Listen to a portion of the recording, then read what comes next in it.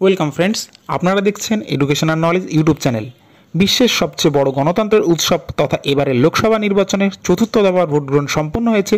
ইতিমধ্যেই সারা দেশের তুলনায় পশ্চিমবঙ্গের ভোট গ্রহণের হার সর্বাধিক, আর আগামী 20 মে পঞ্চম দফার ভোট গ্রহণ অনুষ্ঠিত হতে চলেছে।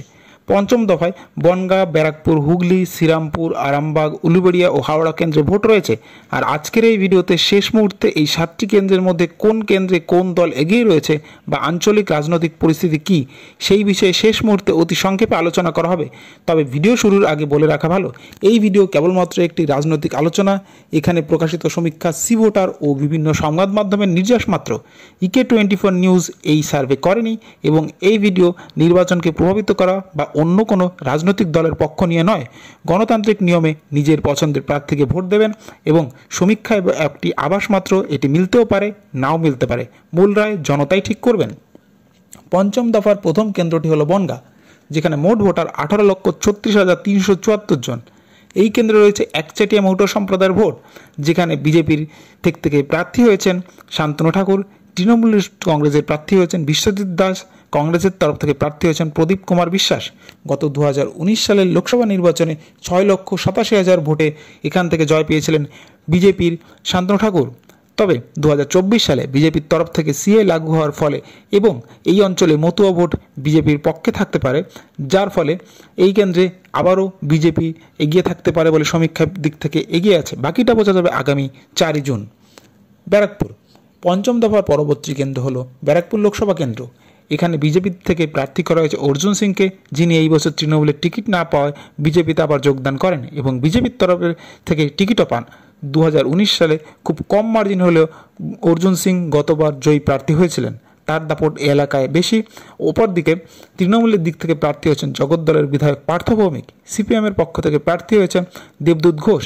এই কেন্দ্রে হাড্ডাহাড্ডি লড়াই হবে এবং গত বিধানসভার হিসাবে দেখতে গেলে তৃণমূলের 6টি বিধানসভা এবং বিজেপির 1টি। তবে অর্জুন সিং ফ্যাক্টর সমস্ত হিসাব পাল্টে দিচ্ছে, তাই এই কেন্দ্রে বিজেপি কিছুটা হলে এগিয়ে রয়েছে। তবে 1% ভোটের এদিক ওদিক হলে ফলাফল পাল্টে যাবে। হুগলি পঞ্চম দফার পরবর্তী কেন্দ্র হলো হুগলি। এই কেন্দ্র থেকে প্রার্থী হয়েছেন বিজেপির দিক থেকে লকেট চ্যাটার্জি, তৃণমূলের দিক থেকে রচনা ব্যানার্জি, কংগ্রেসের দিক থেকে মনদীপ ঘোষ। তৃণমূল এবং কংগ্রেসের তরফ থেকে রাজনৈতিক ময়দানে নতুন মুখ রাখা হয়েছে, যেখানে লকেট চ্যাটার্জি জেতা সাংসদ। রচনা ব্যানার্জি প্রার্থী হওয়ার পরই বিতর্ক হোক আর ভুলভাল কথা বলাই হোক, তিনি প্রচারের আলোয় থেকেছেন, যার জেরে কিছুটা হলেও মলিন হয়েছে লকেট চ্যাটার্জি। তবে লকেট পোড় খাওয়া রাজনীতিবিদ।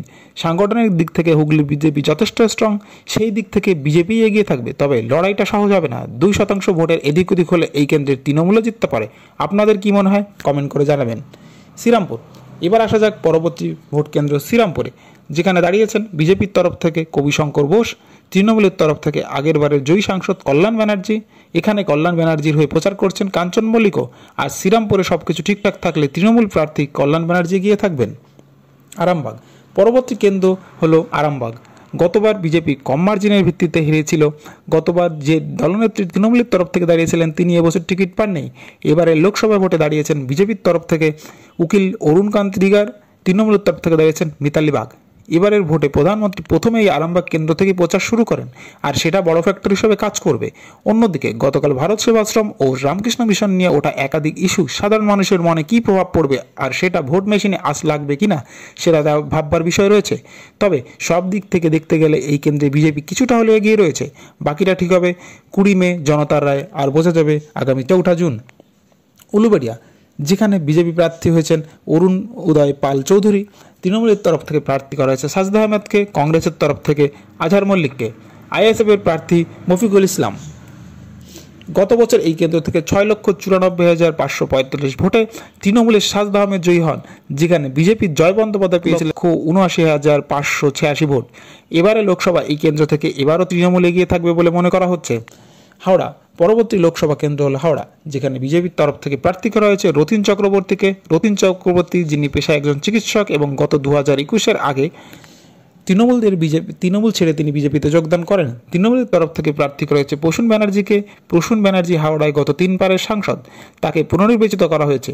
হাওড়ায় তৃণমূল বরাবরই সাংগঠনিক দিক থেকে যথেষ্ট স্ট্রং, আর এবারও ধরে রেখেছে তা তৃণমূল। সুতরাং হাওড়ায় প্রসূন ব্যানার্জি এগিয়ে থাকবেন। সুতরাং পঞ্চম দফা 7টি কেন্দ্রের মধ্যে তৃণমূল এগিয়ে থাকতে পারে 3টি কেন্দ্রে, বিজেপি এগিয়ে থাকতে পারে 4টি কেন্দ্রে, বাম কংগ্রেস 0। এই বিষয়ে আপনাদের কি মনে হয় নিচে কমেন্ট করে অবশ্যই জানাবেন। ভিডিওটি ভালো লাগলে একটি লাইক ও চ্যানেলটি সাবস্ক্রাইব করুন।